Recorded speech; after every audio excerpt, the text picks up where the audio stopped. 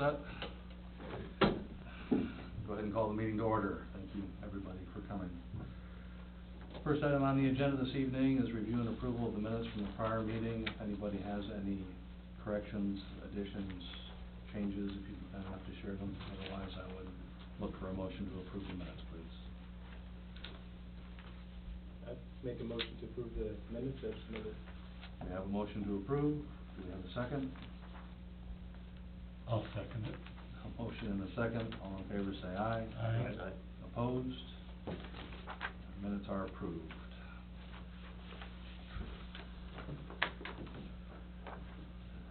Next item this evening, Wilker conditional use permit. So, you know, obviously, we've had a long discussion about this. I think this is the date we selected to sort of make a final recommendation, as a board to the city council for their Wednesday meeting to meet those legal requirements, as you'll recall. There are a number of items, in the packet that are related to this. You have a site visit, which was something that the board had requested at the meeting in, our last meeting, I think it would have been March, early March. And there's a lot of information there, and I really appreciate the staff going through and making the notes and the willingness of our requester to allow that as well. So I hope that provided everyone with more information that they had asked for. You can kind of go through and see all the different items that are included there. And then, you know, after the review that I made of it, you know, came up with a couple of things there. It also included the report from our consultant that had a lot of information. And some of that stuff you've probably seen already. I know you've seen already, but want to include that again, so there certainly is plenty of information as well. And then finally, there's sort of a memorandum that's in there just with some of the items that have been kicked back and forth over time. And basically what I came up with, my own perspective, is that their screening and the tree count for the nursery side of the business are the two stumbling blocks, or two issues that I see. There have been the primary disagreements have been over. I think we've talked about a lot of the other things, but I did get some feedback from some of the members as well, and that was kind of what they had seen. So I think, Mr. Chair, that's kind of where we're at tonight, is to see if those are, we come to a kind of an agreeable situation with those two items. And I would say that all this stuff is just things that I viewed as reasonable, potentially reasonable. However, that doesn't lock anyone else into that. As a board, you make your choice, you make your decision, and I would fully support anything you would decide to do. This is just a kind of a placeholder document to make sure that we're trying to talk about all the things we've had come up. So I guess that's what I've got, and it's up to you, Mr. Chair, how you'd like to address this situation. Thank you, sir. So in terms of the total number of trees, I've got Mr. Unger's report here in front of me. It says planning count by type, and he's got a total on here of 60, I believe? I think it's close to that number, yeah. Okay. So is that the number that we're going to assume is what is currently planted? Yeah, and we're not talking about screening trees. We're talking about just to be clear, we're talking about the other, you know, the nursery side of things. So, yeah, screening trees would be in addition to that. Yeah, intended to go into commerce. Yep. Thank you.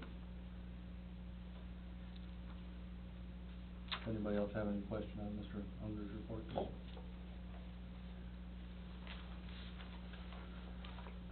Well, my count must be off a little bit, because I count 32 from this report rather than 60. this is what I'm looking at. 23 here, 24, 25, 26, 27. Yeah, this is what I'm looking at. Yep, That's here is 32. that's another page. But I assume this is the count that we're going with. Okay.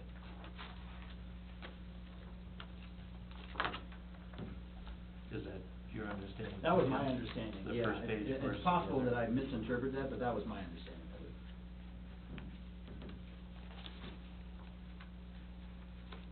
That's the screening. And round. Okay, forgive me. Those around the outside. Those trees are the screening. Yeah. And the. Oh, so you're going off of that third page is what you're going off of? That's Okay. the 32 of the Sure, nursery okay. stock. Yep, Well, yep, yep. supposed nursery stock. So the growing area. Yep.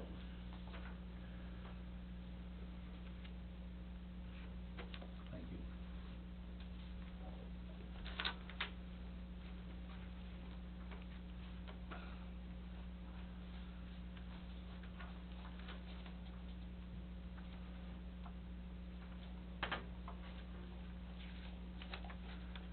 So the best plan forward? Do we wanna look at the proposal that's kind of here in front of us, in terms of conditions and approvals? Tear them apart a little bit, I'm looking at page 12.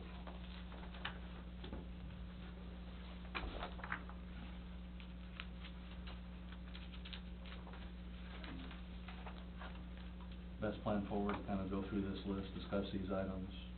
Well, and I will say, so, I mean, if you go to that memo too, I mean, those are two different, so this conditions of approval would have been one that we looked at previously, which is fine, we can go through it again. I mean, there's not a lot of differences. No. It's just sort of distilled down, so. Did you have something, Mr.? No. It's just, there were a couple of different reports from Yeah. Laura, and so the most recent one was April 15th, it was dated just last week, I think, right? And that's page 12, is that the one that you're looking at? Yeah, I think that was the one you brought up. Yep. Okay. So, we're all good with that? Mm-hmm. We'll proceed that way. First condition on here is the applicant shall submit to the city an updated development plan, which is to scale, showing the following items, and you can see that list of items there under A and B. I believe we have all that. That's correct.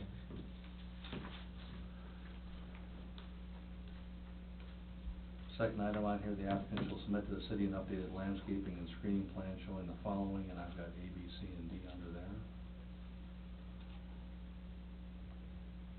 I believe you have all that as well, Tim? That's correct. Should have pictures of all those items in your packet as well. Yes, sir. Part of the report. Yeah. Yep. Applicant shall maintain a valid nursery stock dealer certificate. Tim, do you have a copy of that, sir? I don't believe I have a copy right now, but I mean, that will be a condition.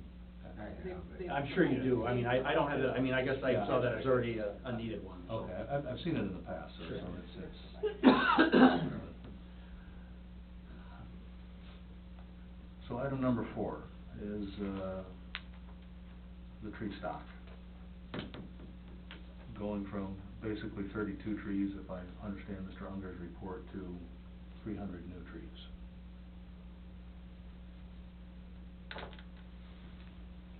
There's what is identified here and what is part of Tim's note.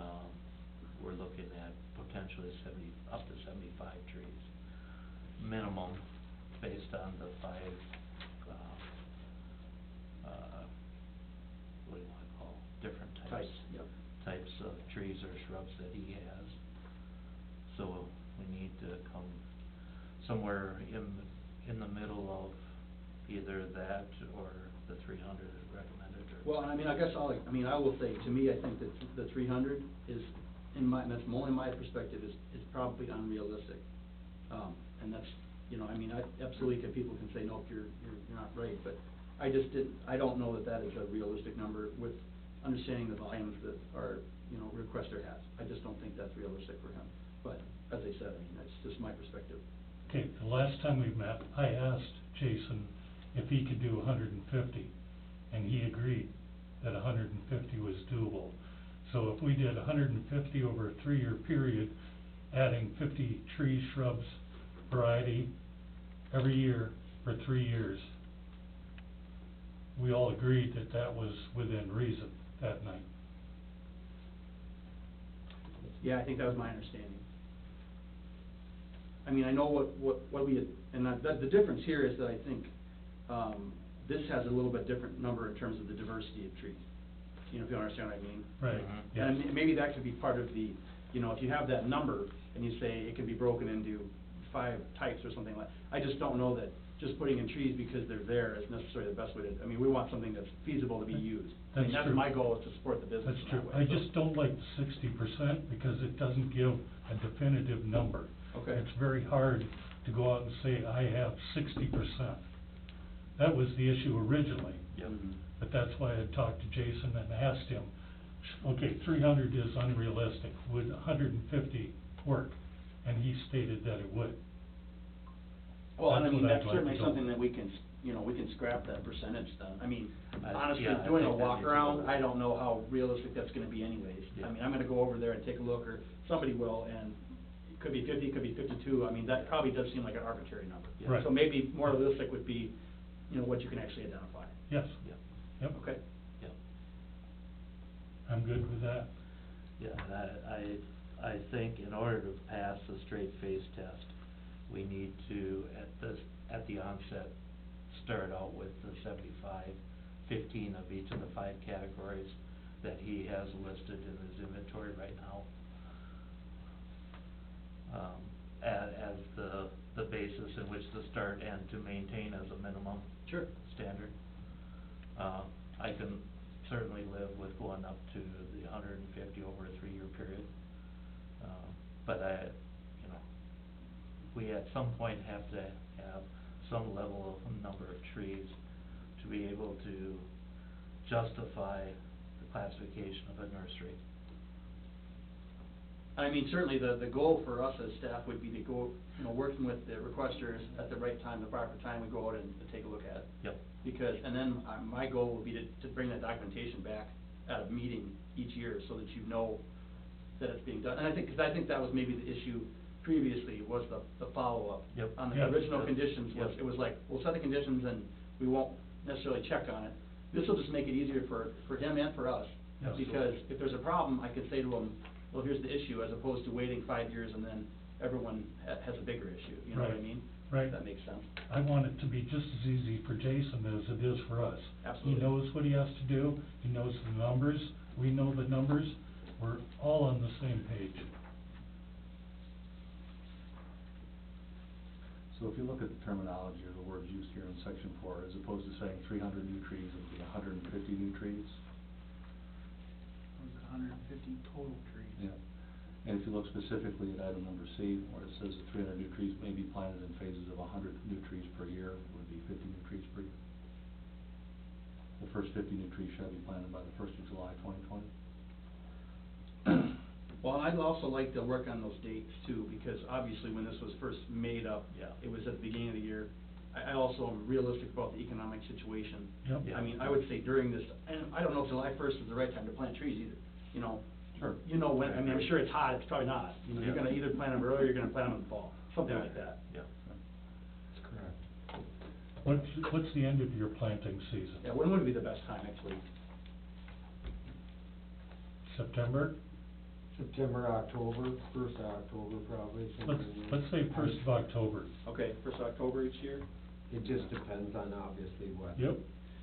Well, at the same time, like I said, discussing it with, you know, Mr. Wilker would be, he'll be able to say, this is the best time, I'm gonna have my numbers made up. Yes. Which would make sense to me. Yep.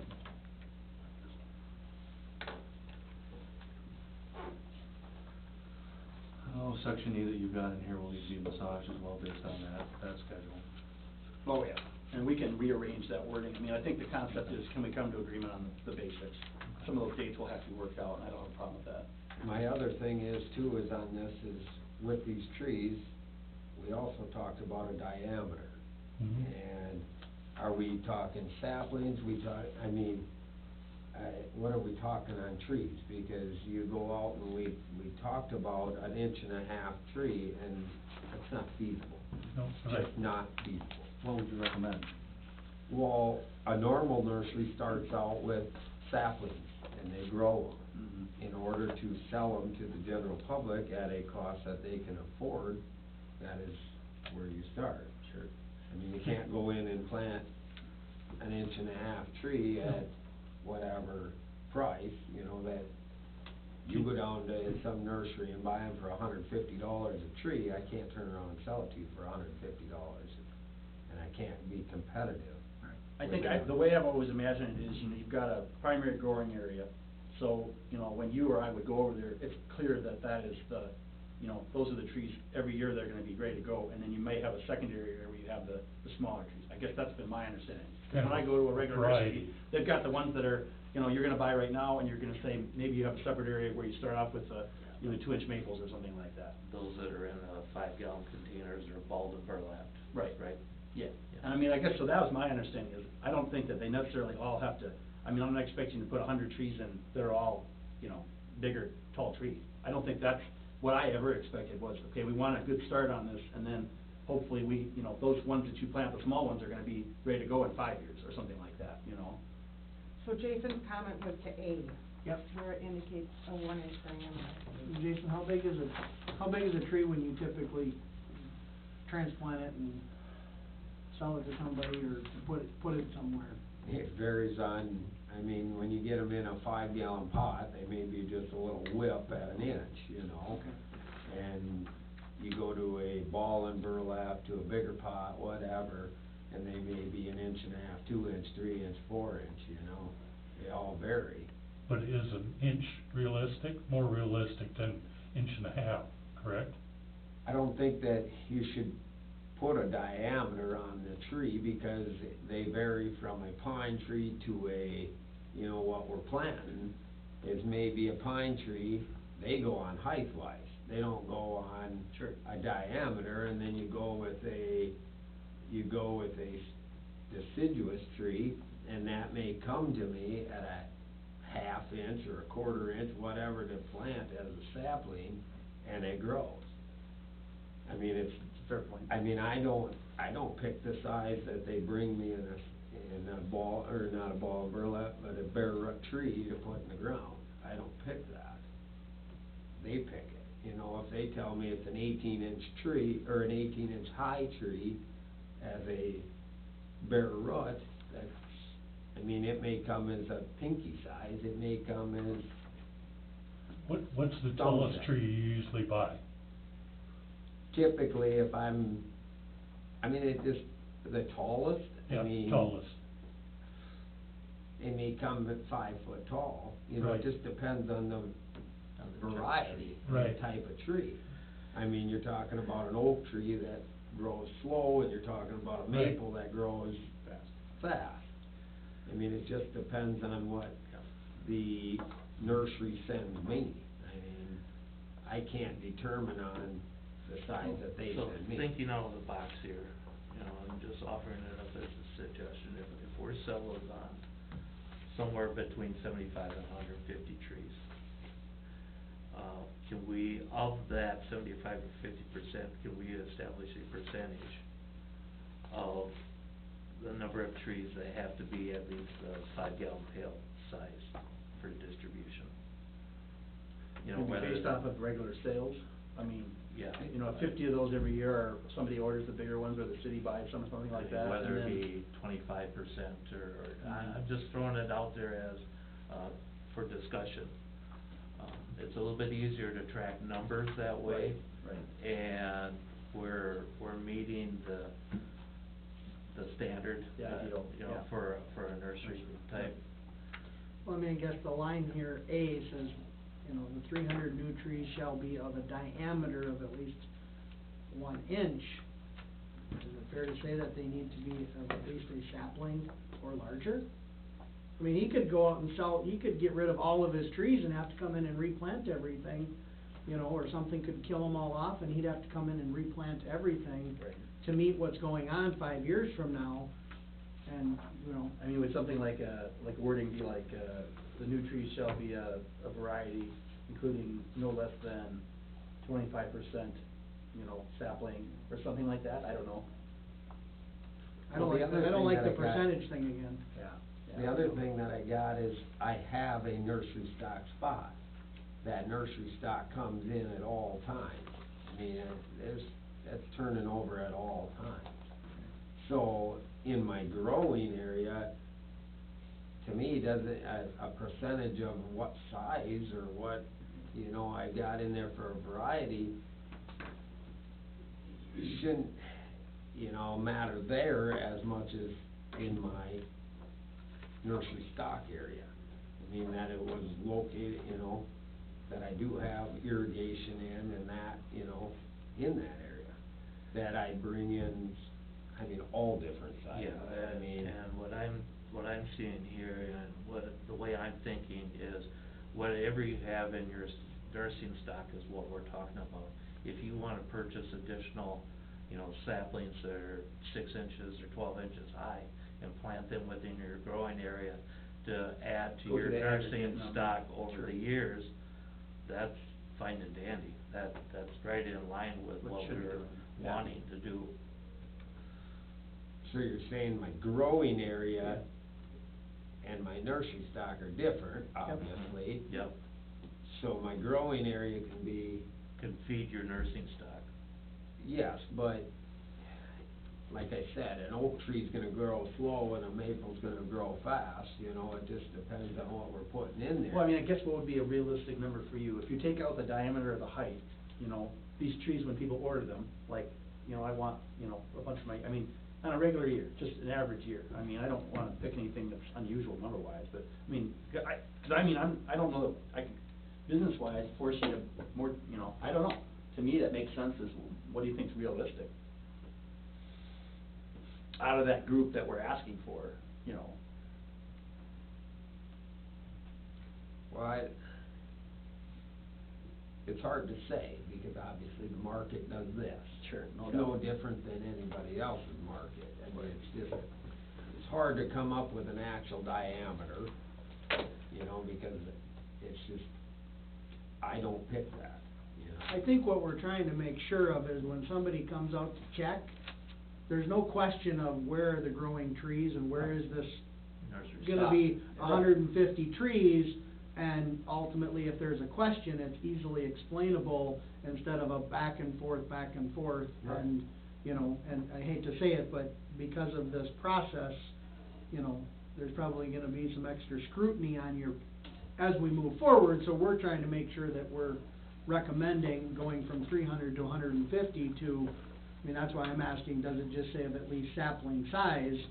Because if a sapling is there, I mean, I've planted, you know, lots of saplings, it's the smallest there. you're gonna get Right. from that standpoint. Right, that's what And I, that, you know. I mean, it's doable, and, you know, if you were the one that came out and checked, you can count the number of trees. Sure, correct. I mean, you're not gonna sit there with a tape measure or a caliper and tell me that, well, that one doesn't meet an inch and a half, that one doesn't meet an inch. I mean, one, it's time consuming on you, it's time consuming on myself. Sure. And if you can see that there's something planted there, I just don't envision that level of policing happening. And Yeah, I I mean, I don't think it- agree either, but I'm still coming back to. I mean, I think it would be good to set some kind of Right. guideline. It's you gotta know, be something. I And, mean- and truth is, if it's not perfect, Right. you know, we can work on it for next year. It's I mean, kinda what I would tell somebody. If the definition of a sapling is anything from a half inch to an inch, we Using just that, add you think that. you'd rather have that terminology then, instead of setting like an actual diameter or something? Well, I mean, I kinda like that idea, cause it would cover a pine or a I- coniferous, but it would also cover deciduous. Which is fine, but what's my interpretation of sapling versus your interpretation? You know, an interpretation of a sapling is a living tree that's growing no matter what size it is. I guess that's, you know, so as long as the tree isn't dead, you know, it's a growing tree. A young tree, especially one with a slender trunk. Yeah, so I mean, I'm just trying to. I mean, I planted a windrow once, and there was a lot of saplings that I planted, and 75% of them died, so I went back and planted a bunch of saplings, you know, from that standpoint, so, you know. I think the main thing is that there is a nursery of, defining a nursery, and right now, 32 trees, I guess in my opinion, doesn't define a nursery, you know, and so that's the main point, to make sure that we're meeting the zoning requirements. Yeah, is and my some- concern is that a sapling of 6 inches doesn't qualify as a nursery either. But if you've got 50 of those and you're starting to grow them, how do you get them from there to something larger? Yeah. You know, I mean, if he's trying to rotate it and says, well, I've got plenty of this larger size, I've gotta bring in something smaller, he may say, oh, I sold all my saplings, now I need to bring in something a little bit larger because that's what the need is gonna be. Joe? What would you say right now, Jason, you have that you would say are ready, on your property right now, ready to go, if you had to, if we were business as normal, you know, I mean, we weren't in the chaos that we are right now today, You know, 'cause I think the last meeting we were at, I think you'd said, you know, maybe on average, you're selling maybe, 70 to 75 of those trees. I thought that's what you had said, or, maybe a little bit more, a little bit less, I know that Right. varies, but on an average year, so I would assume you are coming into this year expecting an average year. Do you have that for growing trees right now on the property that you could? It is lower right now because of what the economy is, because it can't go to. So like there wasn't stock that you had purchased to bring in for this summer, so. Well, I have probably 50 that are sitting in my not in my growing area, but in my nursery stock area now. There might be a little, give or take. Yep. But I also, it's early enough that I'm not to my tree sales yet. Yeah. To go to them yet, to put more in there. So if you've got 50, do you have saplings and stuff that you've got planted already too? What's that? Do you have saplings and stuff that you've got planted? There's saplings out there. That's part of that 50? No. Okay. No, I've ordered them already. They haven't come in yet, a sapling order of trees. But I also, the way that this has all gone and taken 2 years, 2.5 years, I Yep. haven't invested in my property. Yeah. I'm not going to invest in my property until I know what's happening. So, that's just like anybody. Why would you invest in your house Yep. if you're Yep. not going to live there anymore? Yep. It's just that I haven't done it. No, and the reason I ask is because, we can talk about how many trees we wanted to put in there and that kind of stuff, but it doesn't do us any good to say, you've got to plant 75 trees this year, if you've already got, 150 out there. That's kind of what I was getting at. So, like, if you've got 50 trees that are ready to go and you've got another whatever in saplings, where at that point do we see, the necessary, how many more do we want to plant this year? And then, in turn going forward, is it the 50 saplings, every year to move into that, into the, But in the growing area, we have 32 trees at the moment. so. It's a defined amount at the moment, 32 trees.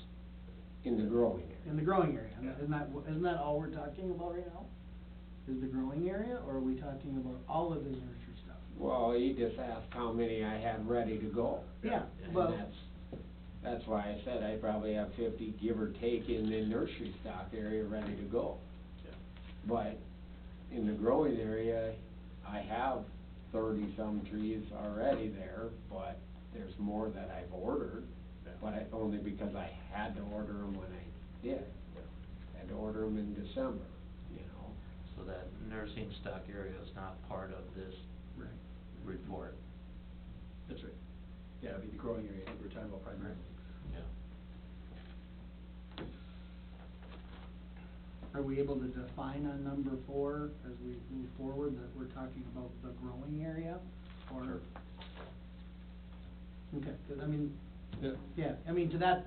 The nice thing about conditional use permits Yeah. is that as long as it's legal, we can. Yeah, his nursery area, he could go in somebody could go in and count, and, he could take out 100 trees the next day and go plant them, and then all of a sudden, he's below his number or whatever, but I think we're talking about the growing area of 150 new trees of, I guess this is where I come back to the sapling size, 'cause that's what he's trying to grow, that would cover everything as long as it's a live tree, from that standpoint. Yeah, and I think that's, the word live is the thing for me. Yeah, right. It's taken care of, it's Yeah. well, it's growing, it's doing what it needs to do. Right, yeah.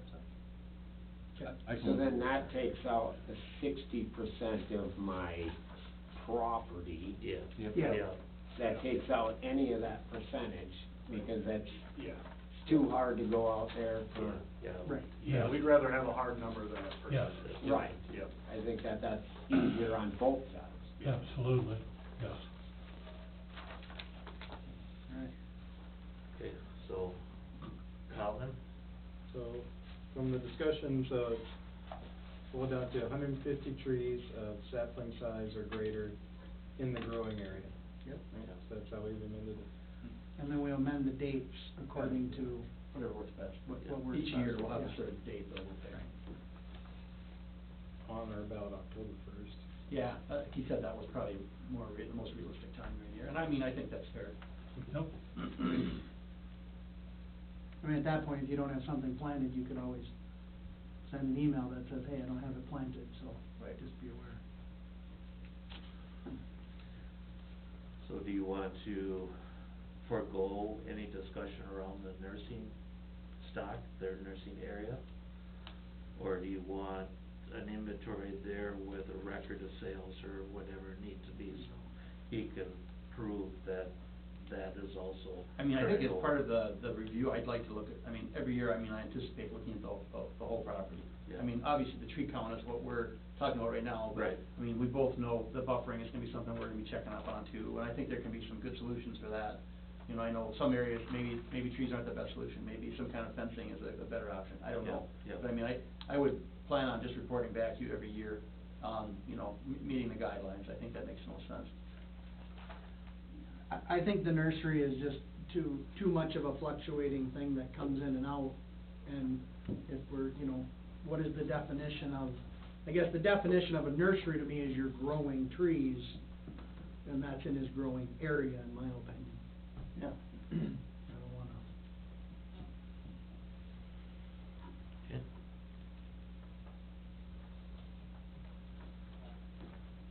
Everybody good? Item number 5, within the updated development plan described in condition 1 above, the applicant shall provide hardcover calculations for the proposed use. The hardcover on site is not permitted to exceed 40%. And we had talked about sort of eliminating that percentage, because if we're gonna limit to 60%, that has to be green, and we probably don't need to have the 40% either. I don't have any heartburn with that unless somebody else does. And I mean, obviously, if it becomes, you know, a situation that's not what we're looking for, you know, then we would advise the requester of that. My only concern is that that's the only, in every other way, it meets the standards for R1 district except in maximum lot coverage. So as long as we can meet that maximum lot coverage and meet all the requirements of the standards for that district, I think we're good. Okay. Otherwise, you know, if we're not meeting the standards, I mean, we'd have to look at some other process to. Well, I mean, that's what kind of what I just said, is I think, you know, in a daily, you know, in our yearly inspection, you know, I can advise him if he's meeting his standards or not, Okay. in principle, you know what I mean? I mean, because it's gonna change from year to year on exactly what things look like over there, if that makes sense. And I don't know, I mean, when I first took a look at this and I talked with Linda about it, I'm not sure exactly conditional use versus a variance, I mean, that would have changed the zoning instead, so I don't know. But this is the process they chose to follow the first time. There's more hardcover now than there was 10 years ago. Sure. Yeah, we're nowhere near 40% of the acreage up I don't there. think so, no, just with the buildings, I mean. Yeah. Okay. Item 6, the applicant shall provide information to the city showing the existing accessory building on the property complies with the provisions of section 154 or 58. Don't have any heartburn with that. Number 7, all outdoor storage areas, including storage bunkers, shall be fully screened from view of the adjacent properties in the public street. We may wanna strike fully. Yeah, that could be tough. I would just say screened. Yeah, and I think when I wrote that up, you know, we talked about the proper buffers, you know, in the memo I came up with, so I kind of split that out a little bit differently, but it's the same gist of it, it has to be appropriately screened, I think, to the best of our ability.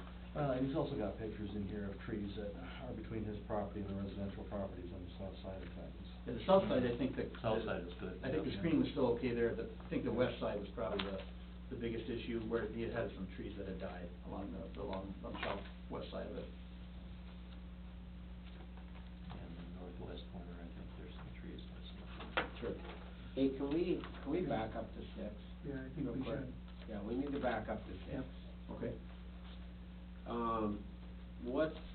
What are we exactly, are we talking about? My hardcover building, are we talking about hoop buildings, greenhouses. Chairman, can you reread number 6? just Sure, so- sure. Says the applicant shall provide information to the city showing the existing accessory building on the property. This is 6, or are you talking Yeah, about six. 5? Yeah, six. Okay, 6. Showing the existing accessory building on the property complies with the provisions of section 154-058 of the city code of ordinances. If the existing accessory building is found to be not in compliance, the applicant shall bring the building into compliance or remove the building. Can we define what is an accessory building? Well, like I said, I referenced, you know, on the memo I wrote up, what I referenced was temporary buildings, like hoop buildings or greenhouses, like temporary greenhouses. That was what I was referencing. That So was that's, my. we're not talking the structure on the site, we're talking the accessory accessory. salt shed, In Salt this shed. recommendation, she's referring to, if you look at page 7 of her document, there's a diagram, building label P. Is what she refers to as accessory Okay, building. okay, And that's some sort of shed, I imagine. yeah. What is the building on the north part of your? I've got an accessory building right there on the. Yeah, what is that building? My hoop building. Okay, It's a hoop building. yep, okay. That one is strictly dirt, I mean, to keep black dirt dry. I don't need to keep it into a big building, but greenhouses, hoop buildings, I mean, that's, I mean, the challenge that I have with this one is, those types of buildings don't need permits to be put up. right. So who then is coming in to make sure it's compliant, because you're not having a building inspection from that standpoint? So I guess I'm, This man pulling up the ordinance. It is supposed to be pursuant to that ordinance, it's apparently supposed to be placed on a slab.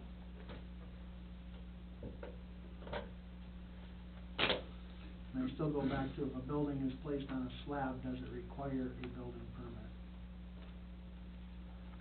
Use depends on the square footage. I would agree, but it's still, I mean, typically if it doesn't have a foundation and under so many. I mean, I guess was that one of the issues that was identified originally with this? Or was it something that, I thought, my own understanding was it was more of some of the screening and the tree count. I'm not sure that going back and, I don't know, going back and requiring somebody to take everything off and clean a slab, it makes the most sense, to be honest. I would almost think that, you know, instead of saying existing buildings, my Right. understanding was, you know, for future buildings, we would Yeah. wanna make sure that was done appropriately. And it's a hoop building, so it says structure, I mean, you're not putting it on a foundation, Right. you're not putting it on a slab, because of the fact is that's why it's a hoop building. Sure. Same with a greenhouse. Right. A greenhouse isn't put on a foundation. Set up in the spring, that sort of thing, sure. Colin, what's your take on number 7, or number 6? Well, I think, you know, if we can, decrease the amount of impervious surface, I think it's a good thing in this case. Yeah. It's a temporary structure, so typically, my understanding is that a permit's required whenever an accessory building is 200 square feet or greater. That's correct. So, But a hoop building, is it a structure? that- well, it's a structure, but it's a temporary structure, right? Does it require a permit to put up? Because a greenhouse, I don't think requires, I see greenhouses get put up all over, and I don't think people are getting permits for those. I mean, 200 square feet is not that big, so. Yeah, by our city ordinance, it would need to. If it's over 200. Yeah, Right. but the question is whether we want to add to this condition an exemption to this ordinance, make that recommendation. And it seems to make sense in this. Well, I guess to me, like this whole line, I would say instead of existing, I would say for future buildings. That would just make more sense to me. Which is really just following any, Yeah. It's, in I essence, guess- the same way when somebody builds a garage right in the property line or Right. something like that, back in the 50s, you know. Yeah. Does it need to be in here? I feel we Maybe should just strike strike that number line? 6 out of there completely, because ultimately, that's following the building code. Reiteration of, Right, yeah. yeah. building code, okay. And if he doesn't follow the building code, he's gonna probably lose his conditional use permit anyway. Well, I mean, you can't get a permit for any building, so. Right, yeah. Is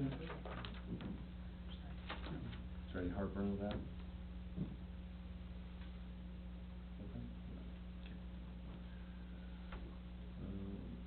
Comfortable moving on to 7? 7, I think we scratched the word fully, right? Yeah. That was our intent there.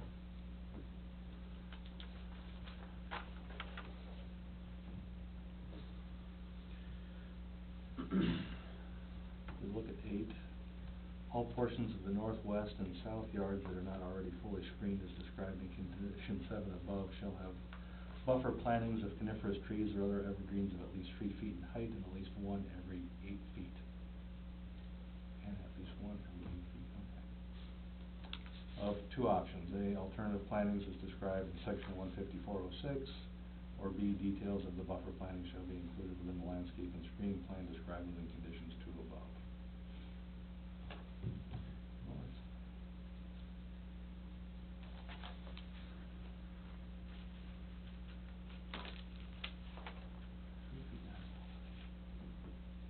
Fully is in there again. Sure, so that could be eliminated as well. Okay.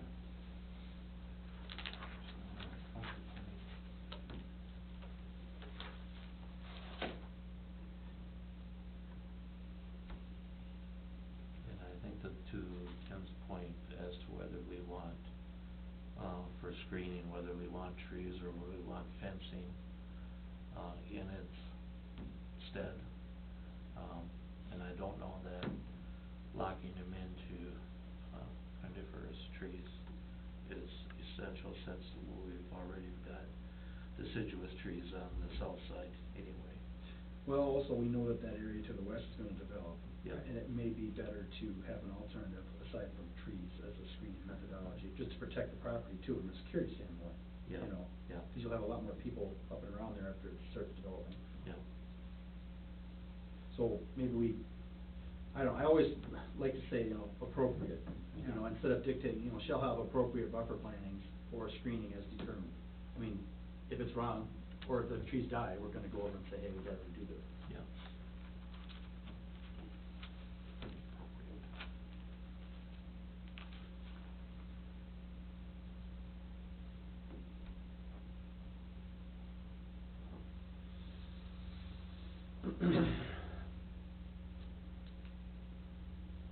Any more thoughts on item 8? Item 9, the site shall include 17 parking spaces, and 1 loading space. Location of these spaces shall be included on the updated development plan as described within condition 1 above. We have got parking guidelines somewhere. Yeah, You're gonna have we to do. forgive me, I did not look at them before we came in. And one issue I will say with that, now, we're doing a conditional use permit anyways. Yep. I think the parking guidelines are scheduled to change, correct? So that is another thing is, I know that those are scheduled to change with our code revision. Yeah. So whether you take the example, I think right now the number is higher per, and it's gonna be lower in the next code. So, I mean, that's something that's entirely up to you. I don't know. 17, is that enough? Is that too many? I don't know how many people are actually, you know, how many spots are actually gonna be used there. I don't know. It's more, way Yeah, more than enough. It's for the most part a non-retail business. I mean, that's my understanding, is, like, say I'm coming to pick up stuff, I'm gonna pull into the loading area anyways. Yeah. Most likely, I'm not gonna be pulling into a parking spot probably. So you only have a certain finite, I mean, I guess I mean, how many parking stalls do you think you kinda have right now? I mean, or how many people would the maximum would be normally have parked there? Might be 10, might. That's maybe a high number. Yeah. Are they defined on anything that we have at the moment? You know, I don't necessarily think they are. So we certainly could, you know, I still think it'd be good to delineate them on a, even if it was just an overhead or we drew lines. Sure. Yeah. You know, that would make sense. And delineate them by all means, but whatever the code is, I don't know if Sure. we need to. I would say by the current code. Yeah. Cause that's what we're going by, so Okay. however this gets put in by whichever code is in place. So I mean, I can change that, you know, site shall include parking stalls as required in the city code. And that's the nice part of that, is it'll go with Whatever any it changes, changes. it'll just be the city code. Yeah. Well, I'd say it's gotta be at the code of when this is Sure, no, adopted. I mean, we'll plan on Yeah. having that. Right. That'll be what we'll, I mean, obviously, that's what we're planning on, Right, but. I'm saying that, in 5 years from now, it doesn't, it applies to whatever code it was taken out at. Sure. Unless you request something different, which, parking, I can't imagine. Okay. I'm looking back at, page 11, talks about parking and loading. And, suggests 1 space for each employee on maximum shift, or 1 space for each 2,000 square feet of gross floor area, whichever is more. And I mean, I would imagine that this employee number would be higher, because the square footage of the facility is not very large, so. Yeah. So, how many employees? Well, it says 17 right here, that on November Yeah, 17th. that's down now. Yeah, Oh. yeah. That's way down. Well, and that's the other thing, But that's where it's one per, So that's what she one was per basing it on, employee. sure. So if you had 17 employees, we need to show 17 parking spaces Yeah. somewhere, you know, with the Right, reasons. right. Yeah.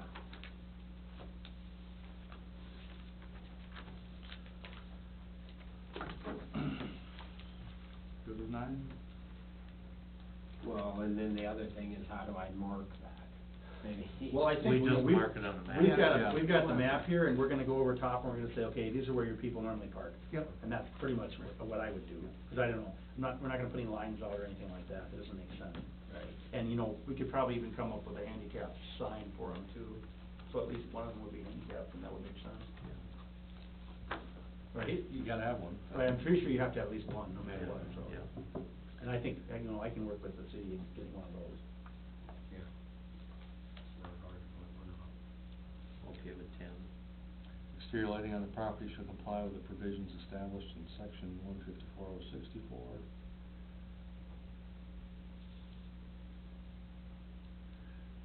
11, refuse shall be contained fully within buildings or within containers specifically intended for such use.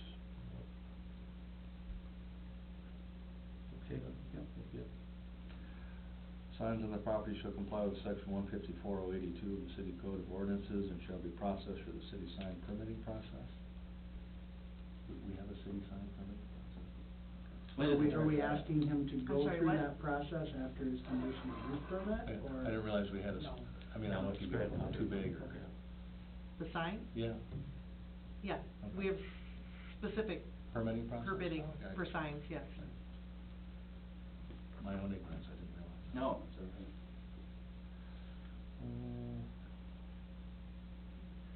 13, any deviation on site from what is submitted within the development plan described in condition 1 above, resulting in the change or expansion to the location or footprint of the following shall require an amendment to the conditional use permit. And her list here, the list here is building, principal or accessory, B is outdoor storage areas, C is hardcover, D is parking areas, E is screening and buffer yards. I mean, I think that's So- pretty straightforward. Yeah. Right. Yeah. And that's an item for you, Jason, is it's something, you do wanna change something, just bring it to us, and we can amend this if it needs to be amended. You know, if you wanna do something else for on the property. I mean, ultimately, if he wants to build his other building, you're amending the CUP And we would at have that point. discussion here, and the nice Right. part about that is that it's public, so after the fact, you know, everybody's gonna be informed, there isn't gonna be something where somebody's, oh, well, I didn't know about this, you know, a resident or a neighbor or something like that. So just so I understand real quick his process, if he wants to say, I wanna put a building up, I wanna add a building or put up a new building, he needs to come and say, I wanna amend my CUP, then go through the process of getting a building permit. Well, I think we could, I mean, we would probably start both processes at the same time, but you would have to get permission for an amendment here, and probably at a council meeting, and then we could continue with the building project. So do we have a process that necessarily triggers that, Linda, for if somebody comes in, you look and see what is the property zoned, and then goes through that process? Yeah, Okay. it's kind of how we ended up here. Yeah, Okay, all right, yeah. okay. Now, that doesn't address what he started and got the cease and desist order, so how do we? Oh, and that was we- the expansion of the. Yeah, the expansion of existing buildings, so Yeah. do we start out with a new permit on that and allow that to? Well, I mean, I guess, are you anticipating continuing that process? Well, at some point. Sure, no, at some point, but I mean, I guess I don't wanna pass this, you know, CUP and then, 3 months from now, we gotta go back and, it doesn't Yeah, I make a guess lot. that's one of the It doesn't make a questions. lot of sense. To me, I guess, and I don't know, cause I wasn't here, what were the major objections to that, just overall, It got started without a permit. without a permit? Well, so to me, a permit definitely, that process needs to be happening appropriately. But I don't see a problem with any, in the Well, long run. how do we incorporate that building into what we're doing now, so he doesn't have to come ask again?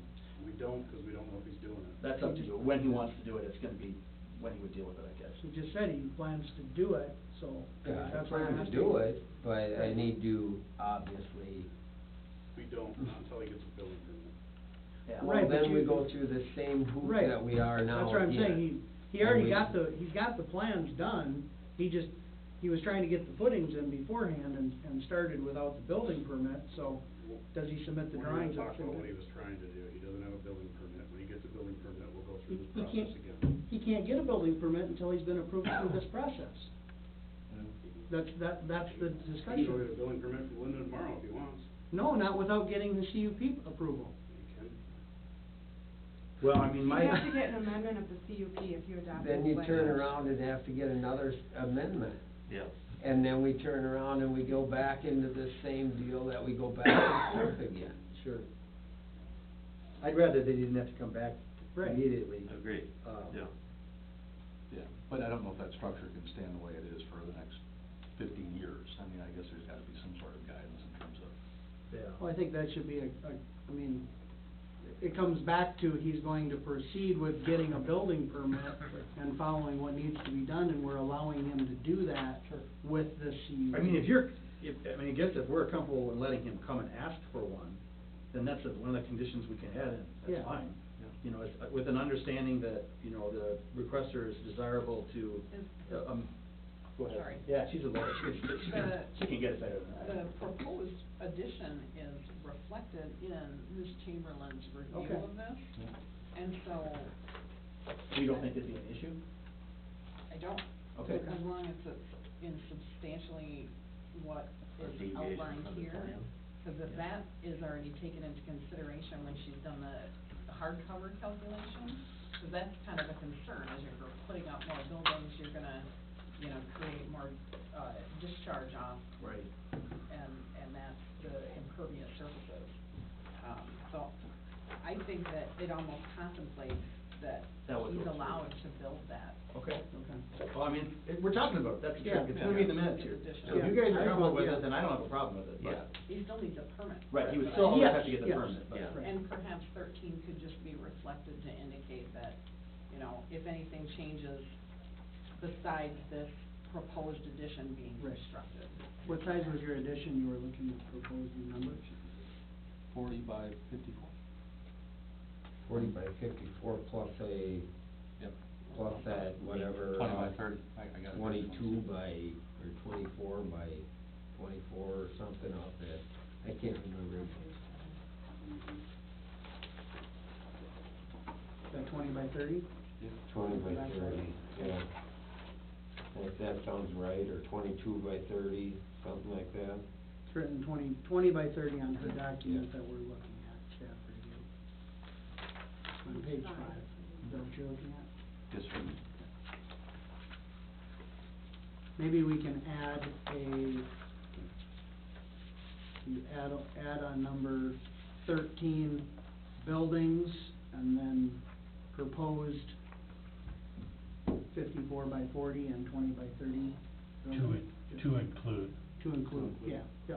But yeah, that's how I'll write it up, buildings, other than proposed, or to include, Yeah. the Proposed. potential proposed, additions, or Right. whatever. Represented in the development plan. Representative Dalton, that's good, yeah. Oh, they're additions that have already started. So Yeah. the outline of those have already been defined. Correct. So, yeah, so Linda will need to get a building permit for that before it would go any further, I would say. Is that fair? One other thing about that, in item A, buildings principal or accessory. Accessory buildings are like, what we're talking about before, the food building or, Well, I don't necessarily, in my own definition, and I can ask Laura for me, when I look at accessory buildings, there's two different kinds. You know, there's temporary and there's like a permanent. So like a garage, for example, that would be a permanent accessory building. Whereas like a temporary greenhouse or something like that, I guess it is an accessory building, but it really isn't a building. It's more of a structure. And I guess it's interpretation. But, I mean, if somebody puts up a temporary greenhouse every spring for flowers or something like that, I don't look at it the same way as you're building a garage in your backyard that has to have footings and concrete or something like that. That's just how I'm looking at it, but. So should we amend this to say permanent buildings? Would that be? Permanent principal or accessory buildings, okay. Just so we don't have to go through the amendment process for. Yeah, every time he puts up a. Yeah. Yep. Well, it would only be required if it's required by the code. I would suggest you leave it as it is, because the code is gonna dictate what's required for principal or accessory buildings.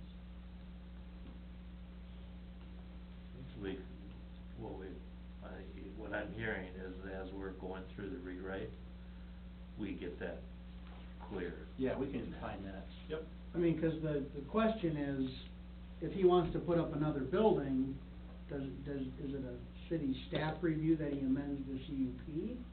It depends what kind of a building it is. If it's an addition, then yes. If it's truly an accessory building, then no. Okay. And an accessory building would be. You'll be in charge, Linda, don't worry. Okay. What is the process to amend the CUP, by the way? Just so- Well, I mean, I think it generally would be similar to, you know, not this, because it would be a lot faster than that. But I mean, you would still have my own understanding, and I'm sure the attorney can correct me, is we would have a hearing. We'd have a hearing like this, and then if it was approved, then it would go to the city council for final approval.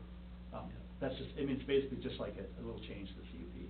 Just like if we're gonna have one coming up here, Linda's reminding me about somebody who wants to do a variance, basically an amendment to their variance, and it would be the same thing, so.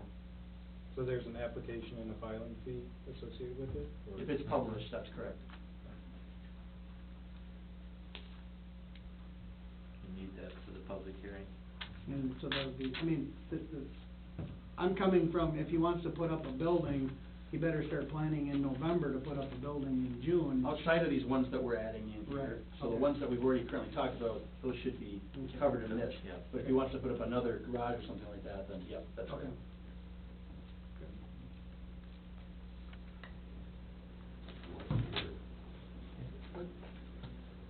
14?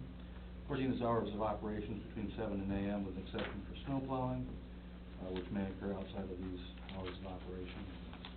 I'm good with that one. I think the only thing that we're missing from this staff report versus Tim's note is the issue around landscaping storage, material storage.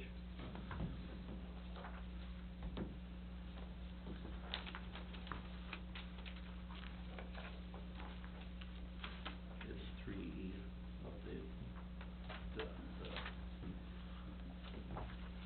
document that were handed out. Which one are you looking at? Landscaping and material storage. So my suggestion on that was, and I'll just read it. Outside storage and display of landscape materials shall be only allowed within existing storage bunkers located on the south side of the existing structure. Existing storage bunkers shall not be increased in size or number, and the property owner shall reasonably maintain such bunkers. Other outside storage or display of landscape materials should only be allowed with improved buffer yard and screening. It doesn't. That outside of, I mean, Yeah. in the long run, if he needs to add more bunkers, that's something we can talk about. Yeah. You know, we don't want him to add them necessarily without, you know, letting us know. But the other component of this doesn't address all the block that he has, retaining wall block that's on the north side Sure. of his property. This only addresses the south side bunkers. Okay. So I think. You wanna amend that? That needs to be included in that, as far as being, you know, needing to be screened. Take a look at number 8. I think she's got that in there. So all portions of the north, west, and south yards that are not already screened shall have buffer plantings, and we talked about maybe adding language, shall have appropriate screening or buffer planting. Yeah. It would, I still think that You we wanna need make it to, more I specific? think we need to pull out the landscaping materials, the storage of the landscaping materials. I agree that the screening and the buffering is part of that, but I think we still need to address the storage of landscaping materials independent of 8. Okay. Well, what sort of terminology do you like?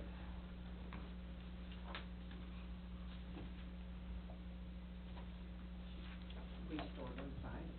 storage Well, he's not doesn't storing matter. them in storage bunkers, the actual hardscaping material. Yeah. So I guess that would be the difference of landscape yeah. material versus hardscape material. Yeah, I think it's to be allowed and is allowed on the north side, but it has to be maintained. Yeah, okay. The maintaining part. Yeah. Right. Well, we can add that in as one of those bullet points underneath 8, just to directly talk about it. I think it'd be fine.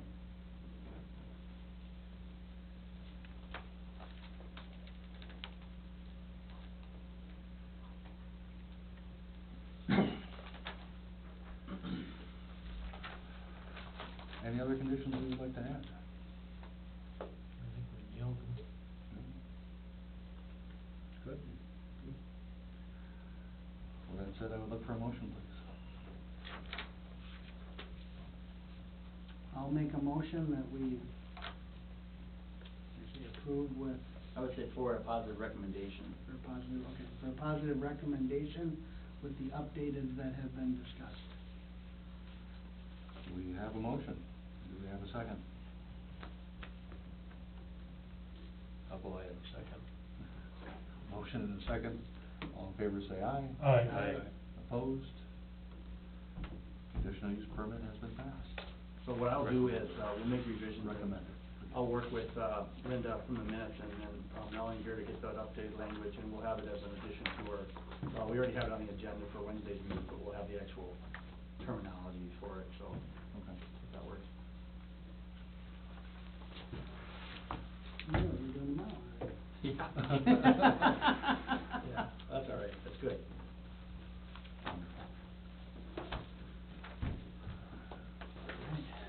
Are we good carrying on? Does anybody need 2 minutes to discussion?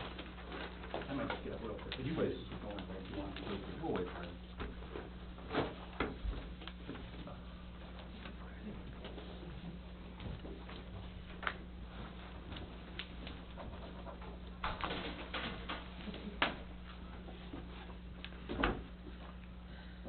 So electrical permits are strong, huh? That's what you said earlier? There hasn't been a builder that I haven't talked to that hasn't had 1 or 2 houses back out. Hello? Oh, shoot. Oh, you're muted. There, now you're there. All right, Hang on, I gotta get you on the screen. okay. I'm gonna turn you around. Can you see the Motley Crew now? Oh, a little bit. A little bit? They're probably kinda small. The tops of heads, but there we go. Yeah, it's not gonna work that way. You probably just see the wall now. That's good, yep. Okay. Had my first Zoom meeting on Friday. Ever use Zoom? Oh, yeah? Sure. It's just like Skype, it's a little easier Yeah. to use. Yeah. I Quite a hope bit that's easier. done. I hope you're right.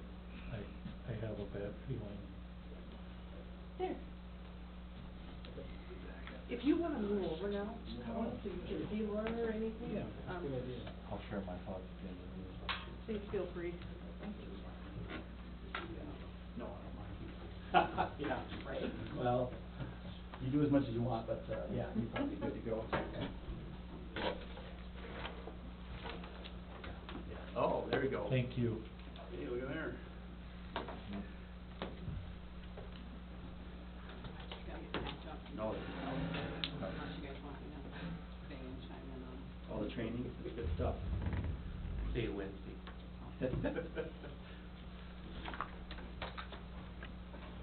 Hi, Laura. Can you hear everybody? Yep, for the most part. Okay. Okay. Oh, I'm actually getting an echo of my own voice. Oh, wait, Um, okay. Let's see, maybe I can Well, unplug that shut one this or- one off or something. That's probably what's, is that any better? Try. Let's see, does that work? You sound fine. Okay. Yep, that got rid of the echo, so. That was Linda's fault. I'll take the blame.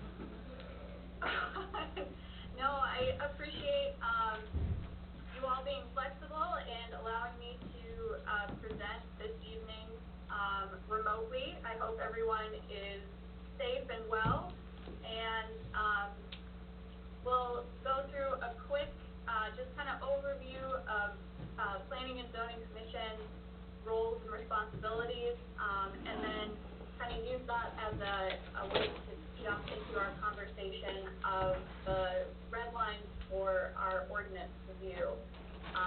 It's specifically looking at the new or updated administration and enforcement section. Since these two things are kind of tied, I figured it was a good time to have a refresher.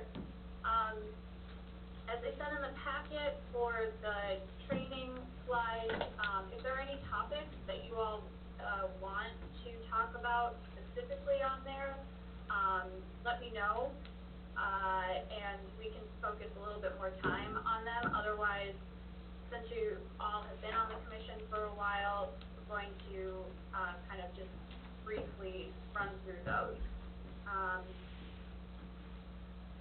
Also, I'm gonna also be recording this if there's any issues, technical issues that we run into, if or others want to watch this at another point. So I'm gonna start getting our screen share going.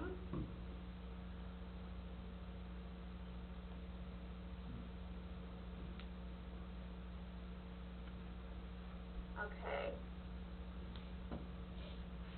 So, And- Dwayne, usually this is what we would Can do you all if we did ours electronically, if you go to, Can you you all can see save that? it in Zoom, so. Yeah. We have PowerPoint? free access for this, so. Yes, ma'am. Okay. All right, so we'll just get started. As you all know, the role of the Planning and Zoning Commission is to be an advisory body to the city council. And you are all residents of the city, and with varying different roles within your community, charged with reviewing proposed projects, soliciting input from the community, and then passing that input on to the city council and making an informed recommendation to the city council. And all of the actual actions are taken by the city council.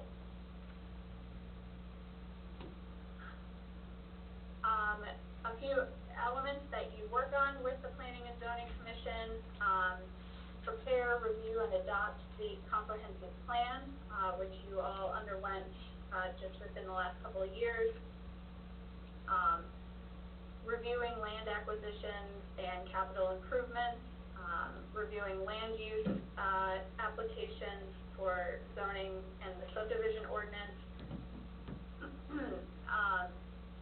holding public hearings for land use development and subdivision requests, and then also as a coordinating body for other local units of government, such as if you had a watershed district or working with the DNR. None of these should be surprising. As members, you're expected to attend meetings and inform staff of absences prior, in order to ensure a quorum.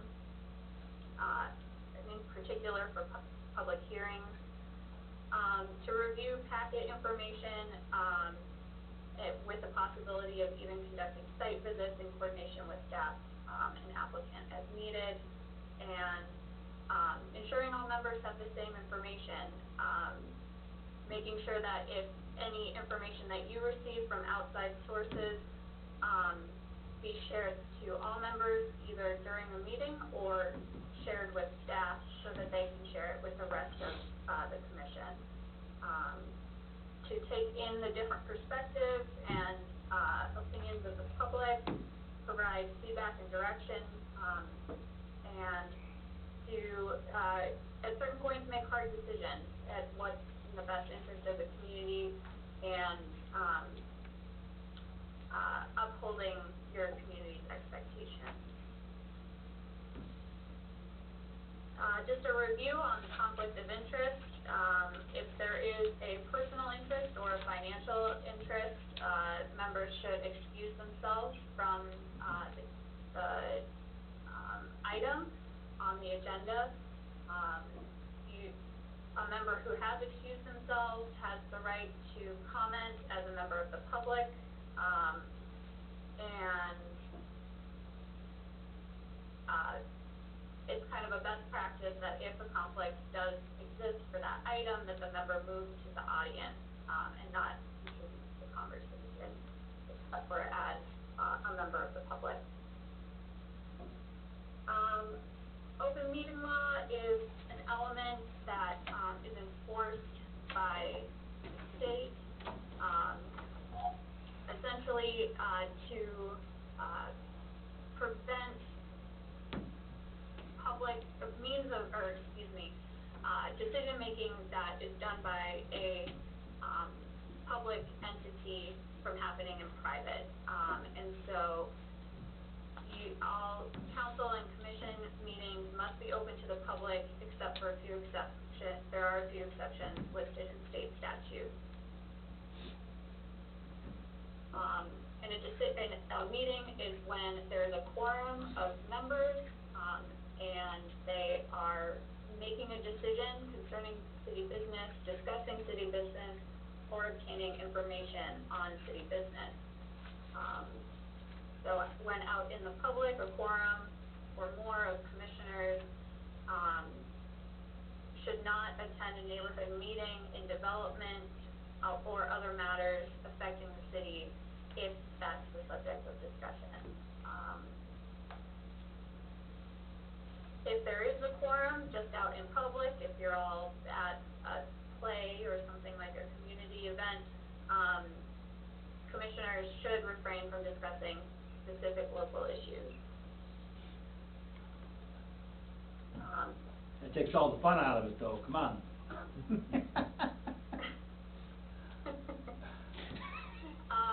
With communications, this is sort of related to your open meeting law. Packets are emailed, to members and available on the city website prior to the meeting. Your discussions about those materials should be limited, except for points of clarification to staff. And any correspondence regarding those items should go to staff first, and then staff can, communicate to the rest of the commission. And this also includes serial meetings, which means, even if you have,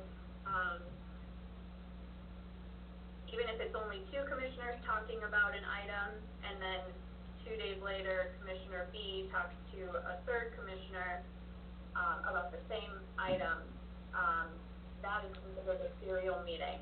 And this gets complicated, and when you include, as it starts to include emails, phone calls, or letters.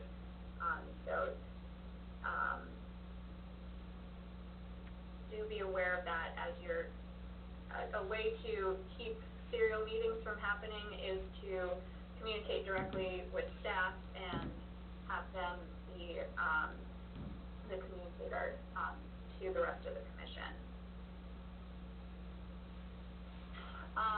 Moving on from the, types of, or excuse me, your, meeting limitations, there are 2 different types of decision-making authority that you as a commission have. And I feel that this is a better, visual for it.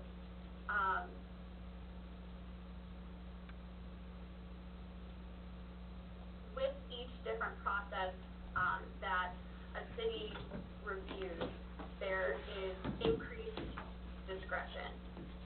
For instance, the elements at the top of this pyramid that are highlighted in red under administrative, building permit and site plan review, there is very little discretion in interpreting those applications. Either they meet the requirements or they do not.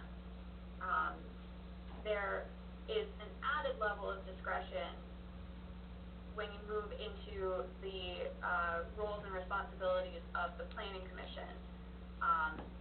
CUPs and interim use permits, variances, and then plat and subdivisions, those all have a level of discretion and interpretation of the code, and your discretion can also, through additional conditions or something along those lines, to add to that level of discretion.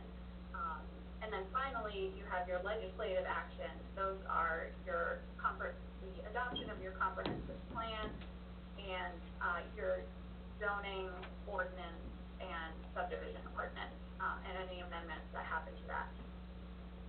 Because those are policy-setting documents and then legislative, or the law of your city, those, in establishing them, have a high level of discretion.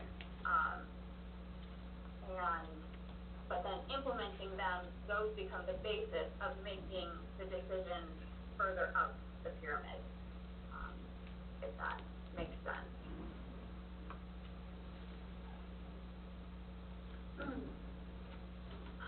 You're all familiar with the 60-day rule. State statute requires that cities take action on applications, and otherwise those applications, land use applications become automatically approved. This is to prevent cities from sitting on applications and never allowing applicants to move forward in the process. And the 60 days start on the application submittal date, but you have 15 days in order to, or the city has 15 days in order to determine if it is complete. And only a complete application is subject to the 60-day deadline. And an extension for 60 days can be taken by the government, by the city, with notification to the applicant. Beyond that initial 120 days, any further extension must be permitted by the applicant.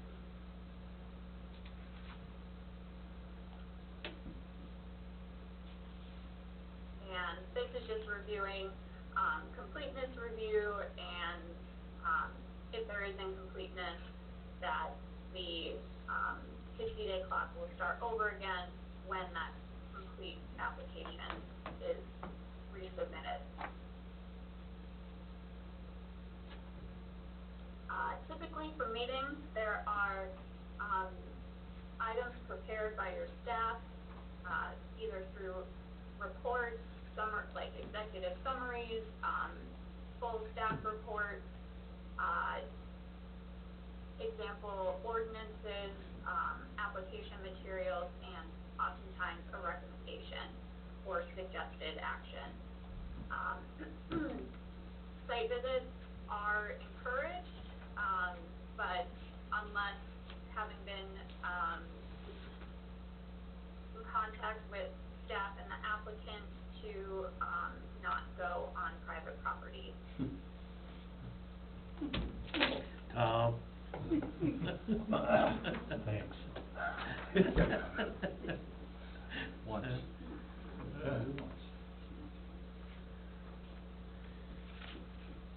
Sorry, having a hard time hearing. Was there a question or just? No, Please continue. we took care of Tom. All right, we'll continue.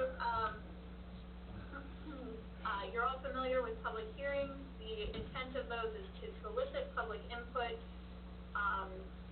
It is not intended to be a dialogue between the, public and the commission, or trying to change the public sentiment. It is part of the process, and it is required for most zoning and subdivision requests.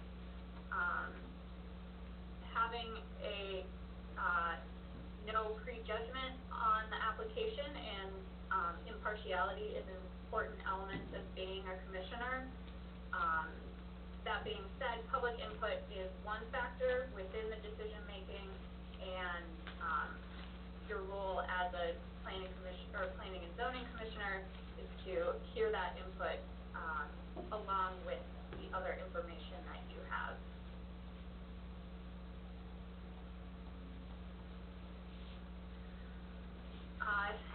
Typical public hearing formats, there's a lot of different ways that cities approach this, and, depending on how maybe controversial an item is, it's best to reiterate these items in the order that the items come in at the beginning, so that everyone in the public who maybe has never come to a public hearing before knows, what the procedure is.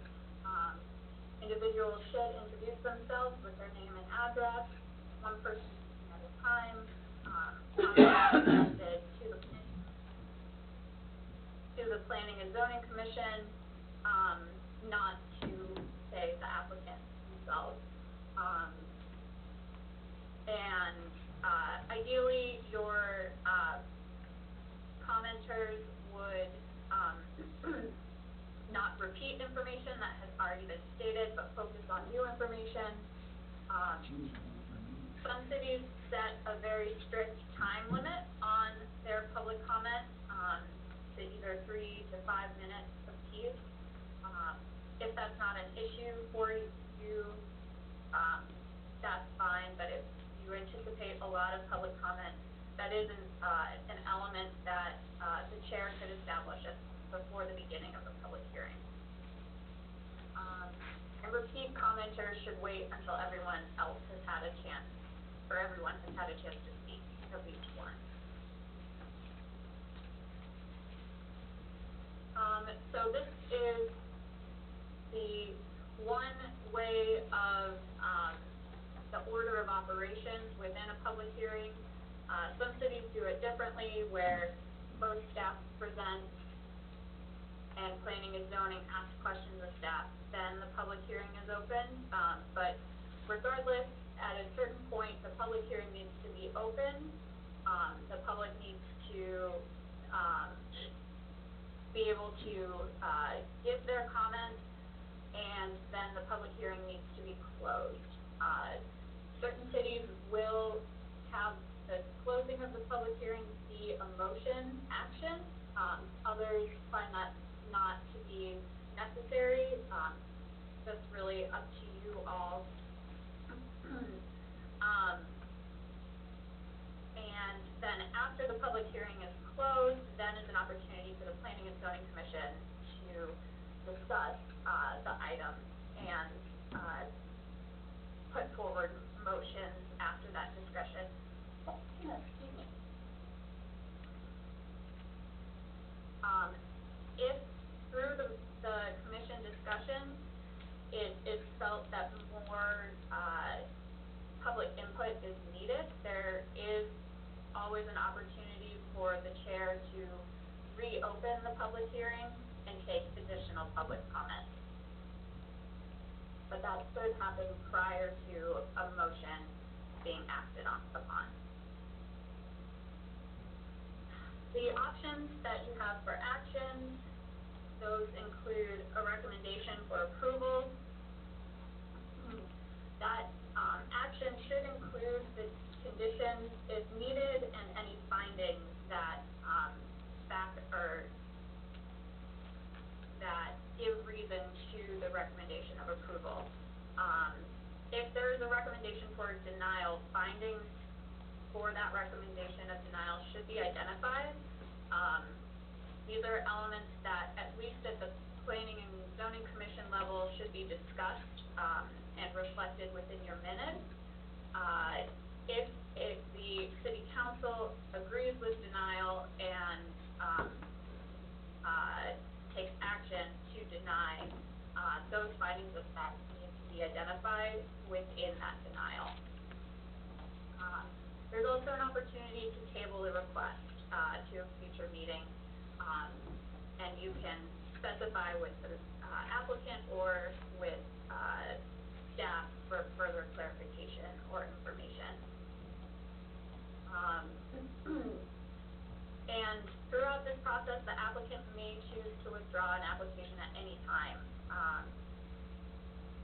And that may be an option for applicants who anticipate a denial, as most land use actions cannot be resubmitted for 1 year after denial.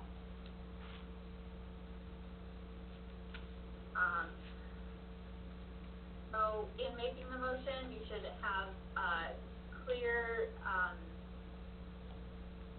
clear action within your motion, and reflecting the type of application, as well as if there are conditions that were recommended by staff to refer to those, as well as findings of fact, if those need to be amended or additional, or there aren't any included by staff, that those should be part of your motion statement. And each motion needs to be made and seconded before it can be discussed and voted upon. With parliamentary procedures, the motion maker can withdraw a motion as long as it's before the chair repeats it.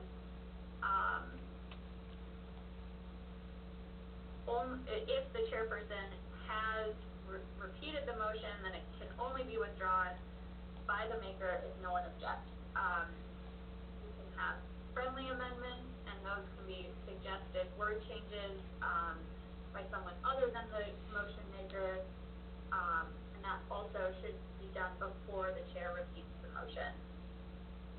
And the motion maker can choose to accept or reject that suggestion.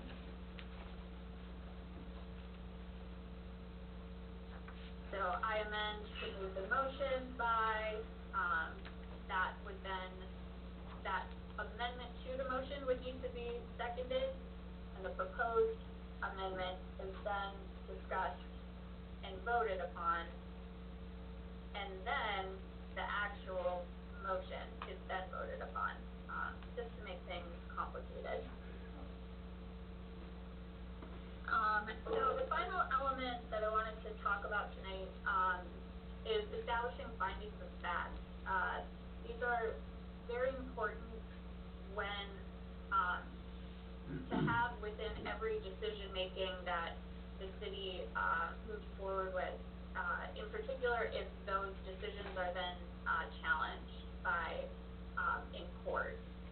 And having a series of findings of fact is what the court will evaluate to decide whether or not the action taken by the city was legal and rational or arbitrary and capricious. And decisions based off of findings of fact, those facts should be presented at the public hearing, either through your staff report, through discussion and elements like that.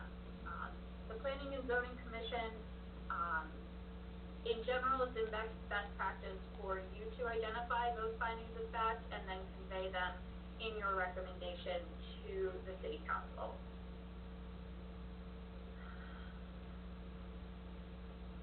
All right. So that is it for the training portion.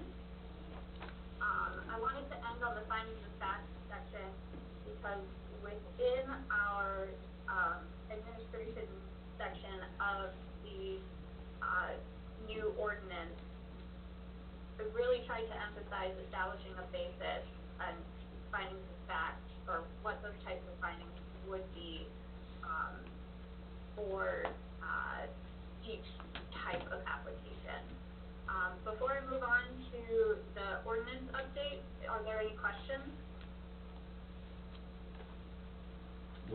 No questions, I think. Okay, wonderful. Well, we'll just keep on moving then. See if I can get this. So, as you're all aware, HKGI was brought on, with the city in order to update the zoning ordinance and subdivision ordinance, as well as some other chapters in your land, title section of your, code of ordinances. The goals from the outset were to make processes within, the code more clear and easier to understand, to remove, duplicates and conflicting information,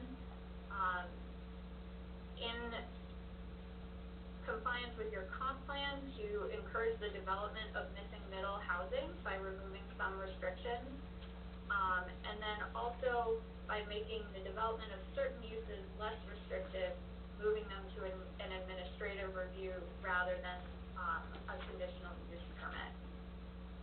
We have held a series of planning and zoning workshops to discuss uses and districts. The last one we held was back in August, so it has been a while since we've talked about this subject. In that time, I have been updating all of the sections and chapters of the ordinance, and now we're ready for the red line review and, getting into what those changes are. The goal is to have this adopted by the end of this year. Hopefully, if, we'll be able to work even faster than that, but that is our, kind of cutoff date for everything.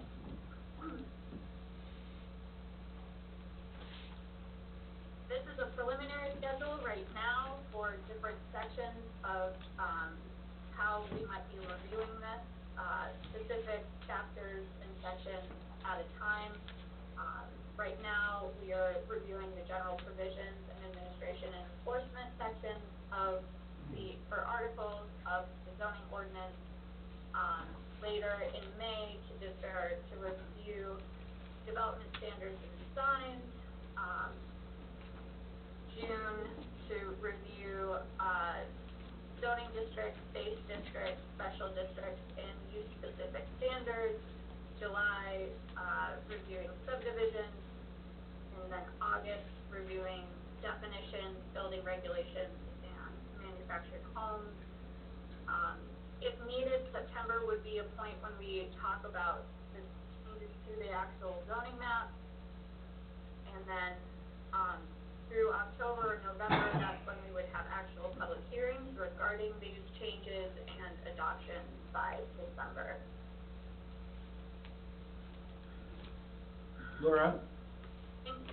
Sorry to bother you. I don't know, I think we'd like to try and adopt it a little bit earlier than December, because we can get all this information out to the contractors. I know the council had a concern about that, so, I mean, if we have that public hearing maybe earlier in October, then we can get it out, you know, maybe a little bit earlier too. Not a big change, just something to be aware of. Yep, I think that's totally doable. We're at the point now where, I have redline versions of every section except for, definitions. That's the only one I still need to update, so Okay. I'm hoping this week to have all of that, compiled and ready for, and I can send out a link to staff who then can send it on to the planning commission. And, it will all be available for review, and we can decide what elements from that then need to actually be discussed, at planning and zoning commission meetings, and what elements we can just move forward with. Perfect. Within your packet, I did include, just in general, how the, organization and layout of the entire set of chapters has changed. the first major change, is that, definitions for all of the chapters have been compiled and then put into their own chapter. I believe staff had done something similar before, but it was kind of living at the end of, another chapter. So this time, this definitions will be its own chapter. The formatting of how we're looking at our base zoning districts have been combined so that instead of a list of uses for each zoning district, we'll have a uses table. Similarly, lot and site dimensions will also have their own tables.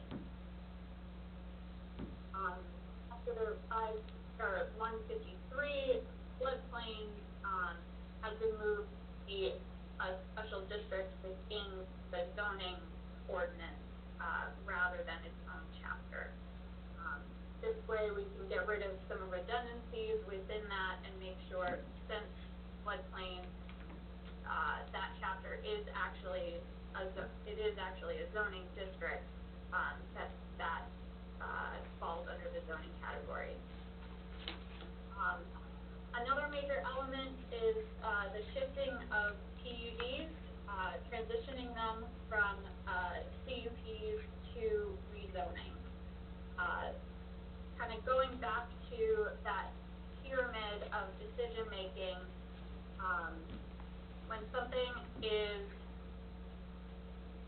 a legislative action versus a quasi-judicial action, it allows for more interpretation and discretion on the city side. So in general, PUDs, being a legislative action through an actual zoning ordinance, allow the city more flexibility and, suspendability within that item.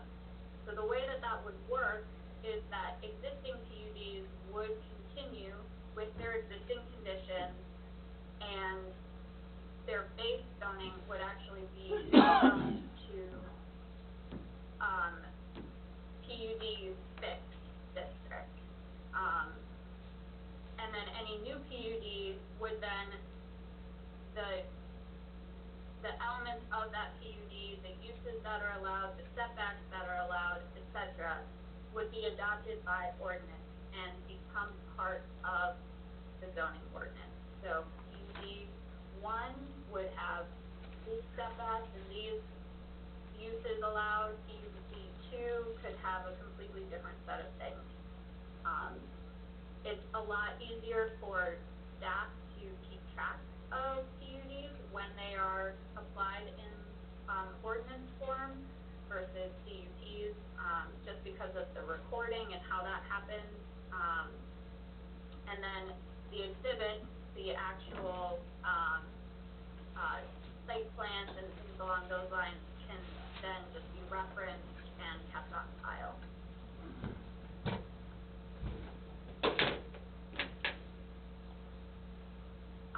So going beyond, the changes to the overall outline of the ordinances, starting to get into the changes and red lines that you saw, included in your packet.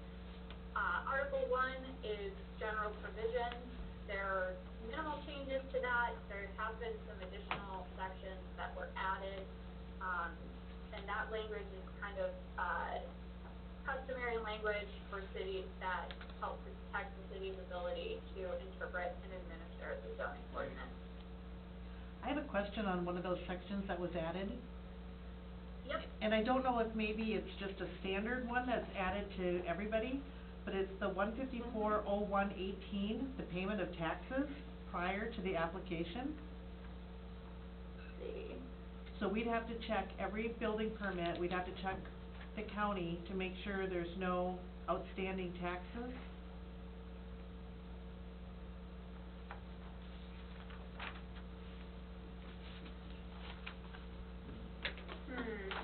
You know, I will have to check where I got that language from and how that's actually administered, because obviously we wouldn't want to create additional work for you all Well, and when it's any application, I mean, we've had 2,000 building permits last year, and I'm sure some of those didn't have all their taxes paid. Right, I don't know how realistic that is. Right. That's a good point. Yeah. Yeah, that's a good one for me to check on. Okay. That was the only thing I had in Article 1. Okay. And as I mentioned in, my, memo within the packet, if there are elements that, you know, spelling errors or, our internal references have not been updated, for instance, those won't be updated until we actually have everything kind of settled on, or if there are specific wording choices and red lines, feel free to just send those to me in Word, and we can talk more about the larger kind of section, this evening.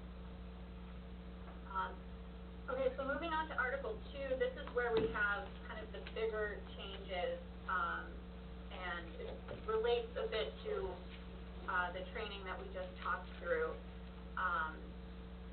In general, rather than for every single procedure that we have listing out what the 60-day rule is and how a public hearing needs to be held and how decisions need to be notified, we have the general provisions section that covers all of those items. And then you can just refer back to that section rather than listing out how all of that works for each procedure. Each procedure has been updated to have a consistent format of how it's presented, and it's for all of them that are applicable. So in general, they follow this outline of applicability. If a pre-application meeting is recommended or required, that would be listed next. Then the elements for submittal, including your criteria for a complete submittal. And those are the application items that staff will look to make sure that an application is complete. Then you have your review process, and if that review calls for it, that's where your application is distributed. The description of the hearing, if applicable, and then the review and decision, who the review-making body is, and how that decision is made. Very important within that is the criteria for review, and that is where we have listed out specific considerations and findings that the decision-making body should consider fine in order to approve.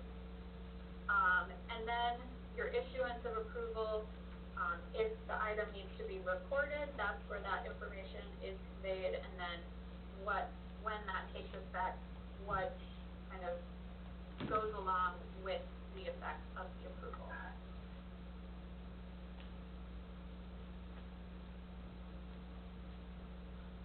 So with that framework in mind, we have added 2 new procedures to the administration and enforcement section. And these are kind of more solidifying things that staff have been doing at certain points, but weren't really sure if they had the authority to do at other points, so just wanted to make it very clear. So we've added a minor site review and a major site review.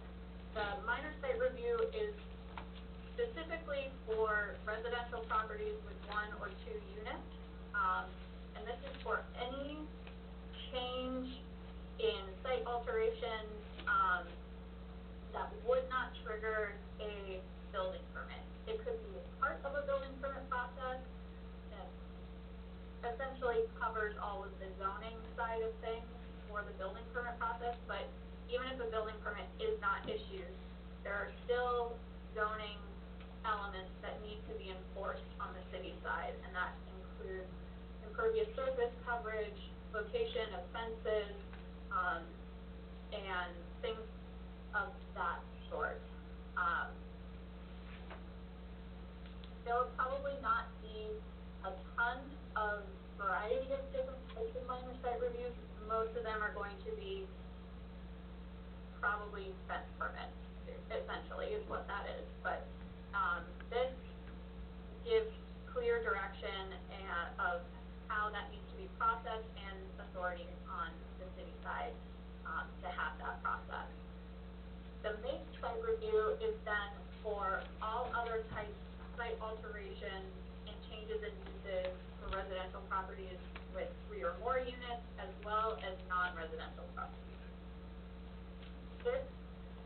There are no elements,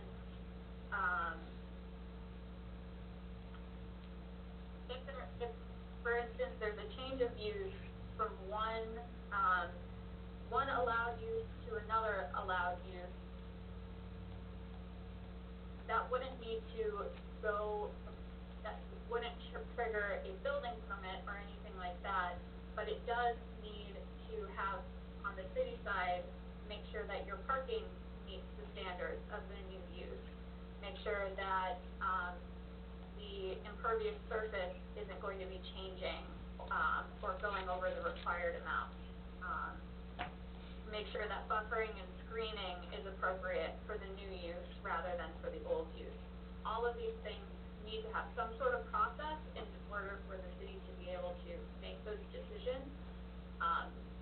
If not tied to a building permit, or a larger application such as the CUP, these elements would be reviewed and approved by your zoning administrator. It would not come before the Planning and Zoning Commission. So, in general, there are 3 different areas that all of these different types of reviews will be subject to. The lot and site dimensions based off of the zoning district, the development standards, which are, throughout the city, that is your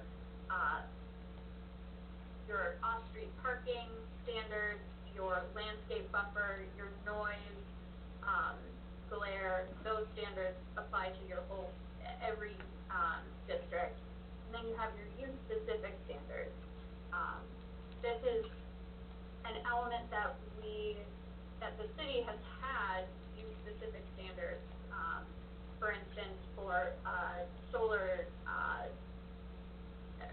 solar energy systems has their own specific set of standards that they have to meet. This enables the city at the administrative level to have the authority to review all of these different sections and be able to approve or deny an application based off of that. And give the clear, understanding of what is needed from the applicant for those zoning decisions. Obviously, those, elements would come into consideration by the Planning and Zoning Commission, and City Council for your CUPs, variances, rezonings, and PUDs. But this allows for those use-specific standards for, uses that are permitted with standards, but not necessarily, requiring a CUP. So that is a shift in, approach to administration. All right, that is all that I have for our overarching changes to the chapters. If you have specific questions on section changes or things along those lines, or any questions on what I have presented here before, please let me know. Does anybody have any questions right now? I think it's a lot to digest, but thank you so much for presenting that. Really appreciate that, and I know we'll keep taking a look at it. Next month, hopefully, we'll be able to take charge in the next section, so. All right, great.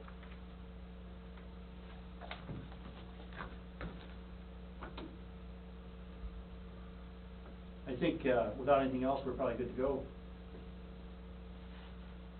Okay, well, in that case, I will leave you all here. Hope that, Thanks very much, sir. Thank you. Thank you for your help. Bye-bye.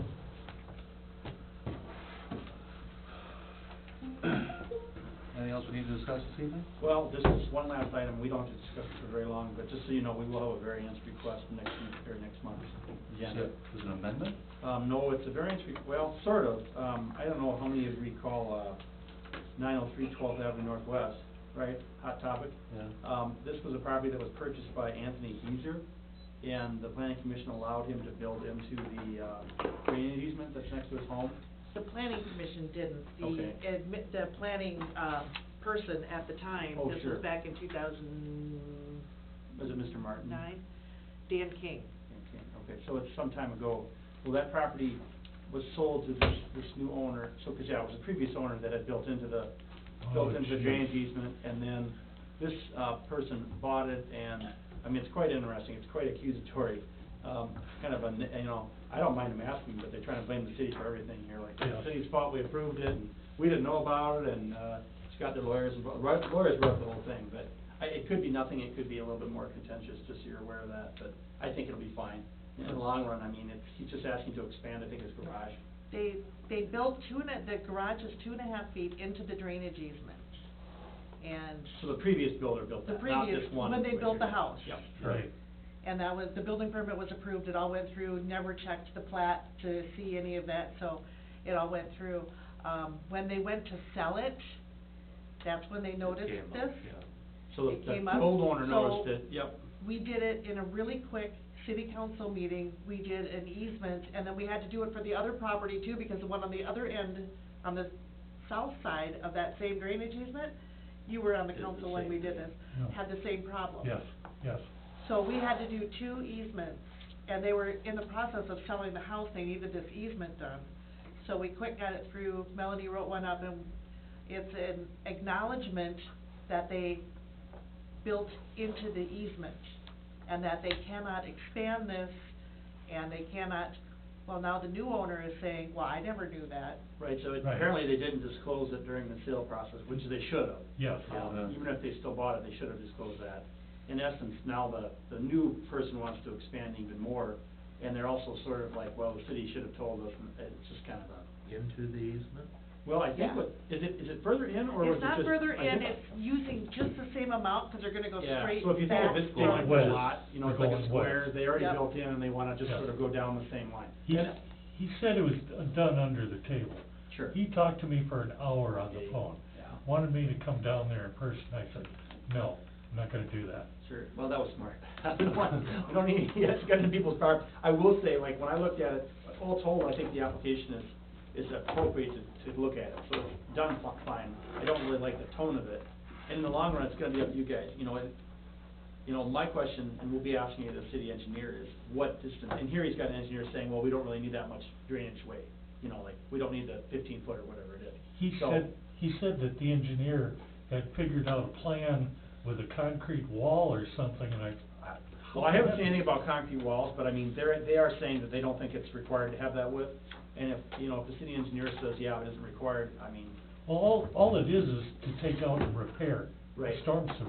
That's all it is. If they use a box, they don't need, Sure. 4 feet is all they need.